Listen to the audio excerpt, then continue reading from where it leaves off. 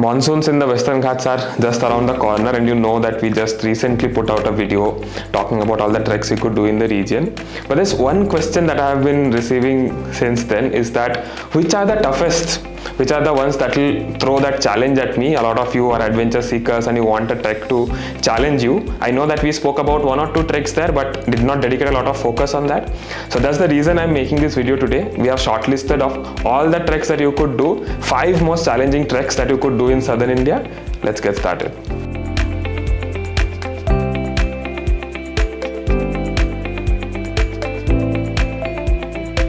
So like every other trek on our documented treks library, even these 5 treks are documented in great detail, starting from how do you reach, the offline GPX files, who you can talk to for local support. All of that is publicly available on our website for you to use and go do these treks on your own.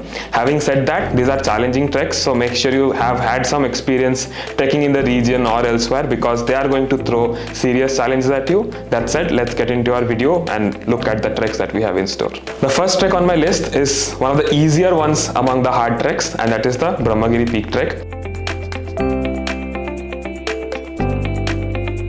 Now it's a 22-kilometer long trek, so even just the distance tells you that it's not going to be easy.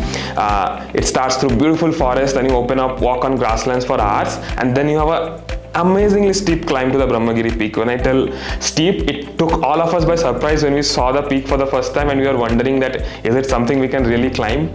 Ultimately we could go up, see the beautiful views of the Western Ghats that opened up right there. Then we came back down. Coming back down was in fact harder than going up. You would have to like sit and crawl your way down, but an amazing adventure to do in the Western Ghats. Long trek, steep climb, but rest of it is largely flat walks and long walks through grasslands, which makes it one of the easier treks to try among these treks in our challenging treks list. The next trek on my list is the usual suspect, the Kumara Parvatha trek.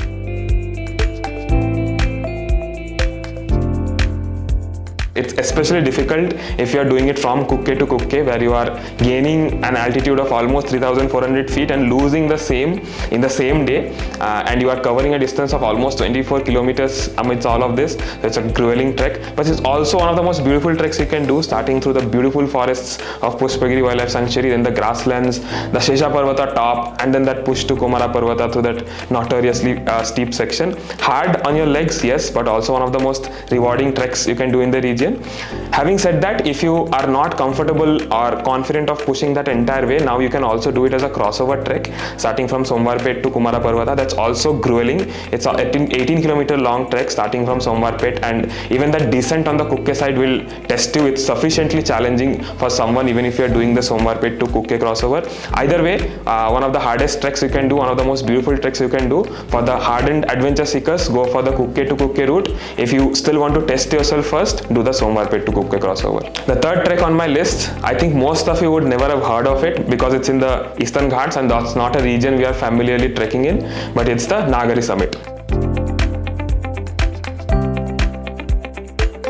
It's in the Eastern Ghats, it's in the Nagalapuram range, and it's a grueling climb to a high hilltop in the region. So you start through beautiful forests, the Sadasiva Kona waterfalls, then the Ammavari Kona waterfalls, and then the adventure starts because you have to climb past that waterfall and then follow the stream up all the way to a ridge. And there is no trail to show you the way. You have to follow your guts, be able to navigate well. Once you are on the ridge, it's still a long ridge walk through thorny bush and small stream crossings, and then finally a grueling push to the summit. Almost a 10-kilometer one way, a 20-kilometer trek up and down. You have to do it in one day because there is nowhere you can camp in between, and it's very easy to lose your way as well.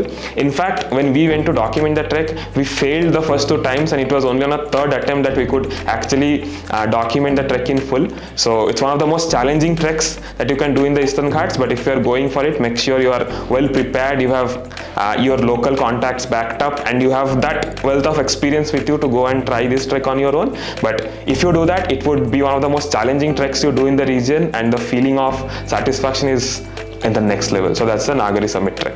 So now that we have spoken about 3 very expected candidates, the next 2 treks I'm going to talk about are not ones you would consider being part of this list, but let me explain why I have them here. So the first one in this list and the 4th one of the complete list is the Savandurga trek. Now it's only 2 kilometer one way, and you would think that why have I put this in the list of challenging treks? That's because if you are trekking around Bangalore, there's hill rocks or the hill forts are one of the kind of treks that you would encounter, and although they are not long, they are notoriously steep in certain sections, and given even a bit of rain, it can get extremely risky to get on them. And if I have to look at all the hill forts I could talk about, Savandurga has to be the one that is the most challenging among them, because you start with a gradual ascent and then you have a small bit of a grassy foresty patch, but immediately after that, after you have crossed that first wall of the fort, the next 1.3 kilometers is gruelingly steep. It's extremely steep. You have to exercise extreme caution to go up, and even more so while coming down. We have seen a lot of our most experienced team members exercising caution, sitting down, crawling their way down, because that is what it requires. Even when you are at the top, you are on an incline, and if there is a little bit of rain, there is moisture, you can slip and that can result in a very bad injury. So even though it's a 2-kilometer trek, these hill forts in Bangalore throw up these challenges. They are challenging, and if I had to look at all the different forts like Durga, Madhugiri, among them Savandurga is the one which will test you the most. That's the reason I wanted to have this on my list, the Savandurga trek. And the last trek on my list is something you wouldn't ever expect to make this list, because I'm going to talk about a beach trek.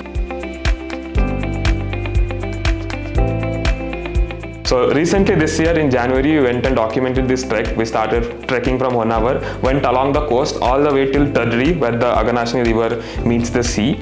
And it was a long beach trek, 30-35 kilometers. But the one thing that all of us said at the end of the trek, that we had grossly underestimated this trek.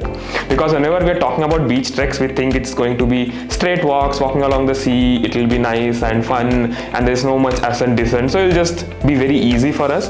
But let me tell you, just walking on the sand itself has its challenges. If you are walking the entire day on a sandy beach, it puts more pressure on your legs than you think. So there are techniques to that. You need to walk closer to the sea and all of those.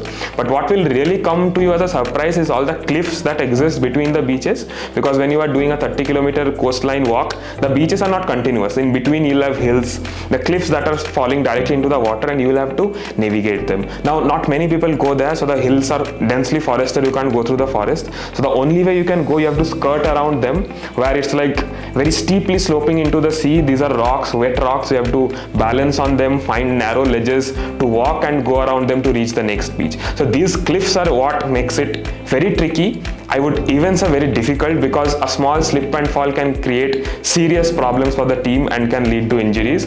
And then at the end of it, at the end of the Nirvana beach walk, you have a climb to Kagal Fort. If you put that in the trek, that gets even tougher. No route, thorny bushes, beautiful views from top, and then you again descend into a beach from where to reach Tadri you have to again traverse these very slippery rock sections. Some of them got so slippery that some of our teams decided to not go on the cliff at all and instead waded through the sea for 200-300 meters to avoid those cliffs. So beach treks are something we in our mind take very easily, but if you are walking a long beach trek like we did, it's first of all hard because of walking on sand puts a bit of pressure, but the cliffs that come in between, it will be a very beautiful challenge to take on if you are confident of your balance and experience, but a very challenging trek to do on its own. So the beach trek from Honavar to Kumta. So that brings me to the end of my list today, 5 challenging treks that you can do once the trekking season sets in.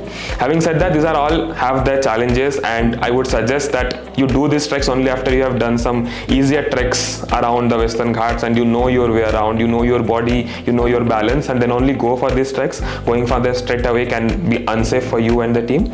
But for any information that you need to plan them on how to reach the base, who to go with, who to talk locally, where is the offline GPX file, where do I get permits, all of that is fully documented on our documented treks library. You can just head over there, get all the details, know the exact tricky sections on the trek, know the trek before, and then go do it well prepared.